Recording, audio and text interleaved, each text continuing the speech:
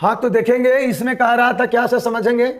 इसमें पॉल बिडाल जो था यह वैज्ञानिक था, और इसने भी कुछ बात को अपना बक के चले गया। वो क्या बका से समझिए।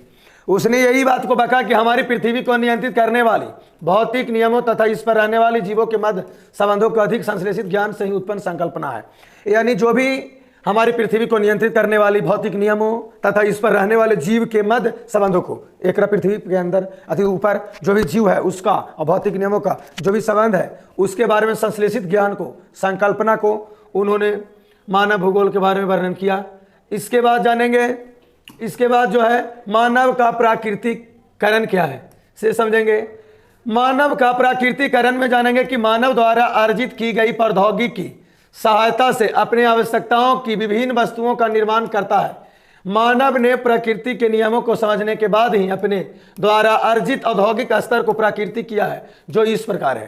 पहले उन्होंने क्या किया है, घर्षण तथा उष्मा की संकल्पना से मानव ने अग्नि की खोज किया है। यानी मनुष्य ने, अगर कोई पूछे कि आग का खोज किसे कैसे किया है, आग का खोज मनुष्य ने कैसे किया है, तो याद रखिएगा आग का खोज जो है मनुष्य घर्षण से किया है। क्या जिसे किया है, घर्षण से। घर्षण से कैसे किया सर, जैसे पत्थर में पत्थर रगड़ कर आग का आविष्कार हुआ। हाथों में आप लोग देखते होंगे कि जब ऐसे ऐसे रगड़ते हैं तो एकदम यहाँ पर एकदम गर्म होना महसूस हो जाता है ना। एक ही जगह पर रगड़ित रहिएगा तो वहाँ पर आवेश आना प्रारंभ हो जाता है कि नहीं। तो घर्षण तथा उष्मा की संकल्पना से मानव ने अग्नि का खोज किया है, याद रखिएगा। कोई पूछे कि मनुष्य ने आग का खोज कैसे किया, तो घर्षण से किया है मनुष्य ने आग का खोज। वायु की गति से वायुयान का खोज किया है, यानी वायु की जो गति है, हवा की जो गति है, उससे वायुयान का खोज किया है मनुष्य ने। इसी प्रकार मानव ने अनेक चीजों का भी खोज किया है। बहुत सा ऐसा चीज है जिसको मनुष्य ने खोज किया है। अब जानेंगे कि संभववाद क्या है सर। संभववाद बहुत इंपॉर्टेंट है। भी प्लस आई, यह कोई ऐसा परीक्षा नहीं है जरा में संभववाद नहीं पूछा है।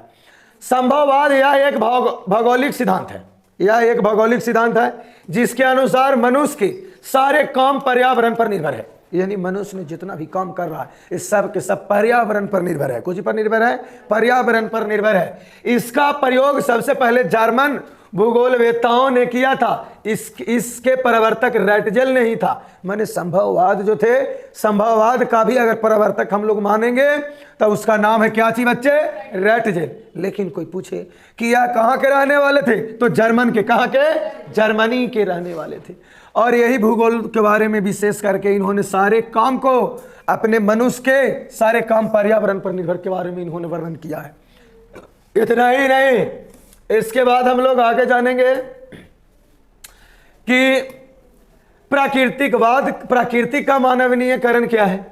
यानी प्राकृतिक का मानवीनीकरण समय के साथ साथ मानव के पर्यावरण तथा प्राकृतिक बलों के भली भांति समझने लगा। वे अधिक विकास करने, अपने सामाजिक और सांस्कृतिक विकास भी कहते हैं। मानव ने अपने मनमाने ढंग से प्रकृति का प्रयोग करने चालू कर दिया। जैसे मान लिया जाए कि अनिल कोचिंग में मोटर लगा, तो जाके गोड़ों हाथ धोना है तो कम से कम 50 बाल्टा से गोड़ हाथ, 50 बाल्टा से नाक मुंह धोना है। यानी कहने का मतलब है कि पानी को बर्बाद करना है तो करना है।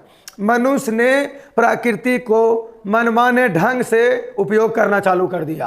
पेड़े पौधा के दतमन जब लेवे के है तो तोड़े के है तो एक गो तो कम से कम 20 गो तोड़ लिया, एक बार टहनिए के गायब कर दिया। बगीचा में नीम के पेड़ अगर भेट गया तो पूरे होकर तोड़ ताड़ के सब ले दे के बैठ जाएगा, बराबर कर दिया कि चल ना हम भी ले तो हमरो हो जाते, हमारे भौजाई हो जाते, हमारा है कि ना मम्मी हो जाते, चचनिया हो जाते। दतमन तोड़ लिया इतना कि मैंने पूरे परिवार के तोड़वा देगा, है कि नहीं, और उस पेड़ को बेचारा के बर्बाद कर दिया। तो वही बताया जा रहा है कि प्राकृतिक का मानवीयकरण जो है समय के साथ साथ मानव ने पर्यावरण तथा प्राकृतिक बलों को भली भांति समझने लगा है। वे अधिक विकास करके अपने सामाजिक सांस्कृतिक विकास भी करते हैं। मनुष्य ने अब गते गते समझने लगा है सारी चीज कि प्राकृतिक जो है, जो क्या है, सांस्कृतिक क्या है। मानव ने अपने मनमाने ढंग से प्रकृति का प्रयोग किया और एकरा में इसका दो भाग में बांटा गया। पहले निश्चयवाद और दूसरा नव निश्चयवाद या रुको और जाओ निश्चयवाद। इसी को बोलते हैं नव निश्चयवाद कहो या रुको और जाओ निश्चयवाद।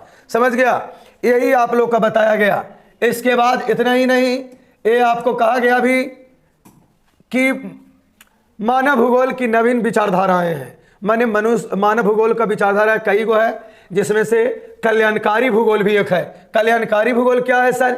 मानव भूगोल का यह एक ऐसा उपागम है जो क्या करता है, जो इसमें समझना है कि मानव भूगोल, मानववादी भूगोल सामाजिक आर्थिक जीवन के एक सामयिक घटनाओं तथा स्थानीय सामाजिक संगठन का अध्ययनों का वरीयता प्रदान करता है। एकरा में फिर एक अमूलवादी विचारधाराएं क्या है, इसमें मानव के विचारधारा समस्याओं जैसे गरीबी, भूखमरी, बीमारियां, जाति भेद, रंग भेद आदि का अध्ययन कराता है। ये कौन? अमूलवादी विचारधारा है। अमूलवादी विचारधाराएं भी बहुत बार परीक्षा में पूछा है, संभावना के खेले हो है। लेकिन याद रखिएगा इसमें मानव के विचारधारा समस्याएं जैसे गरीबी, भुखमरी, बीमारी, जाति भेद, रंग भेद आदि का अध्ययन कराता है बच्चे। और उसके बाद आगे हम लोग जानेंगे कि आखिर मानववादी जो है व्यवहारवादी विचारधारा क्या है। इस विचारधारा के जातीय, परजातीय, धर्म, अधर्म आदि पर आधारित सामाजिक वर्गों के आधार पर अध्ययन किया जाता है। यानी व्यवहारवादी विचारधारा, इस विचारधारा के जातीयता, प्रजाति, धर्म आदि पर आधारित सामाजिक वर्गों का अध्ययन किया जाता है। इतना ही नहीं, इसमें मानवतावादी, अमूलवादी, व्यवहारवादी विचारधाराओं का उदय हुआ 1970 के दशक में हुआ था। इसका मैंने यह विकास किया।